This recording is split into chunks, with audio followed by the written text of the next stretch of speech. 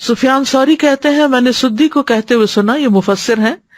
اس سے مراد وہ آدمی ہے جو ظلم یا نافرمانی کرنا چاہتا ہو تو اس سے کہا جاتا ہے کہ اللہ سے ڈر جاؤ،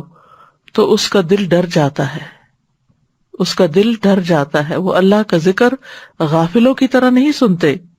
اللہ کی عظمت سے ان کے دل کے اندر